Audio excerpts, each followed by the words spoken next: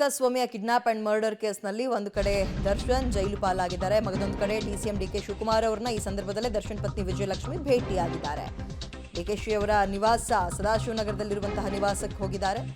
ಡಿಕೆಶಿ ಭೇಟಿಯಾಗಿ ಕಾನೂನಿನ ನೆರವು ಕೇಳಿದ್ರ ವಿಜಯಲಕ್ಷ್ಮಿ. ಸುಮಾರು 1.5 ಗಂಟೆಗಳ ಕಾಲ ಮಾತುಕತೆ ಆಗಿದೆಯಂತೆ. ಕುತೂಹಲ ಕೆರಳಿಸ್ತಾ ಇದೆ.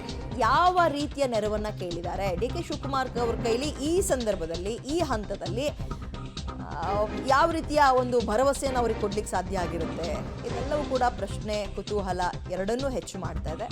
ಡಿಕೆಶಿಯನ್ನ ಭೇಟಿಯಾಗಿ ಕಾನೂನಿನ ನೆರವು ಕೇಳಿದ್ರ ಹಾಗಾದ್ರೆ ಸುಮಾರು 1.5 ಗಂಟೆಗಳ ಕಾಲ ವಿಜಯಲಕ್ಷ್ಮಿ ಅವರಾಗಿರ್ಬೋದು, ದರ್ಶನ್ ಅವರ ತಮ್ಮ ಆಗಿರ್ಬೋದು, ಮತ್ತೆ ಪ್ರೇಮ್ ನಿರ್ದೇಶಕ 3 ಜನ ಹೋಗಿ ಮಾತಾಡ್ಕೊ ಬಂದಿದ್ದಾರೆ. ನಿನ್ನೆಯೇ ಒಂದು ಡಿ ಕೆ ಶಿವಕುಮಾರ್ ಅವರು ಕೂಡ ಹಿಂಟ್ ಕೊಟ್ಟಿದ್ರು, ವಿಜಯಲಕ್ಷ್ಮಿ ಅವರು ಟೈಮ್ ಕೇಳಿದ್ದಾರೆ ಅಂತ, ನಾಳೆ ಬನ್ನಿ ಅಂತ ಹೇಳಿದ್ದೀನಿ ಅಂತ ಹೇಳಿದ್ರು. ಆದರೆ ಬೆನ್ನಲ್ಲೇ ಇವತ್ತು ಬೆಳಬೆಳಗ್ಗೆಯೇ ಹೋಗಿದ್ರು ಡಿ ಕೆ ಶಿವಕುಮಾರ್ ಅವರ ನಿವಾಸದ ಮುಂದೆ ವಿಜಯಲಕ್ಷ್ಮಿ, ದರ್ಶನ್ ಅವರ ಧರ್ಮ ಪತ್ನಿ. ಬಟ್ ಯಾವ ರೀತಿಯ ಮಾತುಕತೆ ಆಗಿದೆ ಇವರುಗಳ ನಡುವೆ, ಇದು ಬಹಳ ಕುತೂಹಲ ಮೂಡಿಸ್ತಾ ಇದೆ. ಹತ್ತತ್ರ 1 ತಿಂಗಳು, ದರ್ಶನ್ ಹತ್ತತ್ರ ಏನು 1 ತಿಂಗಳೇ ಕಳೆದಿದೆ ಜೈಲು ವಾಸವನ್ನು ಅನುಭವಿಸಿ, ಅಥವಾ ಕಸ್ಟಡಿ, ವಿಚಾರಣೆ, ಜೈಲಿನ ಊಟ, ಅವ್ರು ಕೊಡೋ ಊಟ, ಇದೆಲ್ಲವನ್ನು ಅನುಭವಿಸೋಕೆ ಆರಂಭ ಆಗಿ. ಇದರ ನಡುವೆ ದರ್ಶನ್ ಪತ್ನಿ ವಿಜಯಲಕ್ಷ್ಮಿ ಅವರು ಡಿಸಿಎಂ ಡಿಕೆ ಶಿವಕುಮಾರ್ ಅವ್ರನ್ನ ಭೇಟಿ ಮಾಡಿರುವಂಥದ್ದು ಬಹಳ ಕುತೂಹಲವನ್ನು ಕೆರಳಿಸ್ತಾ ಇದೆ. ಯಾವ ರೀತಿಯ ನೆರವನ್ನು ಕೊಡಲಿಕ್ಕೆ ಈ ಸಂದರ್ಭದಲ್ಲಿ ಡಿ ಕೆ ಶಿವಕುಮಾರ್ ಅವ್ರ ಕೈಲಾಗುತ್ತೆ, ಮತ್ತು ಇವ್ರು ಏನನ್ನು ಕೇಳಿದ್ದಾರೆ, ಇವೆಲ್ಲವೂ ಕೂಡ ಕುತೂಹಲ ಮೂಡಿಸ್ತಾ ಇದೆ. ಅವ್ರು ಬಂದು ಆನ್ಸರ್ ಮಾಡಬೇಕು ಮಾಧ್ಯಮಗಳ ಮುಂದೆ, ಆಗ ಒಂದು ಹಿಂಟ್ ಸಿಗುತ್ತೆ ಏನು ಎತ್ತ ಅಂತ.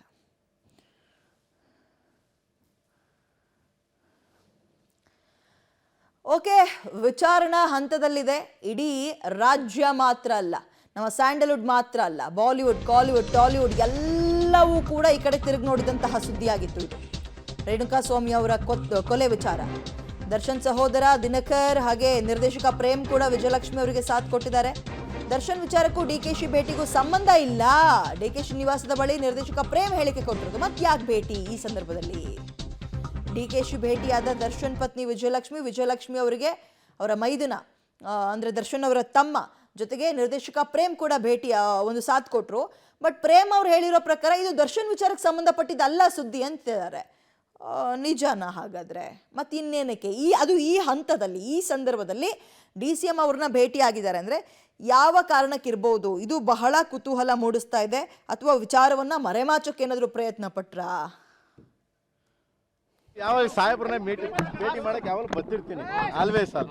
ಈಗ ನೀವು ನೋಡಿದ್ರೆ ಅಷ್ಟೇ ಬಿಟ್ರೆ ನಾನು ಏನು ಹೊಸ್ತೇನಲ್ಲ ಇದು. ಅದ್ ನನ್ನ ಸ್ನೇಹಿತರು ದರ್ಶನ್, ಸೊ ಯಾವತ್ತಿದ್ರು ಆಗ್ಲಿ ಸೊ ಮಾತಾಡ್ತಾ ಇರ್ತೀವಿ. ಸೊ ಅದೇನು ಇದಿಲ್ಲ. ಸೊ ವಿನೀಸ್ ಒಂದು ಸ್ಕೂಲ್ದು ಅಡ್ಮಿಷನ್ ಇತ್ತು, ದರ್ಶನ್ ಅವ್ರ ಮಗನ ವಿನೀಸ್ ಸ್ಕೂಲ್ ಅಡ್ಮಿಷನ್ ಒಂದಿತ್ತು. ಸೊ ಅದನ್ನ ಅವ್ರ ಸ್ಕೂಲ್ ಇದೆಯಲ್ಲ, ಯಾಕೆ ನನ್ನ ಮಗನ ಅಲ್ಲೇ ಇಬ್ರು ಜೊತೆಲಿ ಓದ್ತಾ ಇದ್ರು. ಸೊ 1 ವರ್ಷ ಅವನೇನೋ ಬೇರೆ ಕಡೆ ಶಿಫ್ಟ್ ಆದ, ಈಗ ಹತ್ರ ಅಲ್ಲಿ ದೂರ ಆಯ್ತು, ಪ್ರಾಬ್ಲಮ್ ಆಯ್ತು ಅಂದ್ಬಿಟ್ಟು ಆ ಸ್ಕೂಲ್ ಯಾಕೆ ಅಂತಾನೆ ಮಾತಾಡ್ತೀವಿ, ಬಿಟ್ರೆ ಬೇರೆ ಯಾವ ಉದ್ದೇಶನೂ ಇಲ್ಲ. ಆಮೇಲೆ ಮಾಮೂಲಿ ದರ್ಶನ್ ಬಂದ್ಬಿಟ್ಟು ನನ್ನ ಸ್ನೇಹಿತರು, ನನ್ನ ಫ್ಯಾಮಿಲಿ. ಸೊ ಕಷ್ಟ ಸುಖ ಮಾತಾಡ್ತೀವಿ, ನಾಟ್ ಲೈಕ್ ಎನಿಥಿಂಗ್.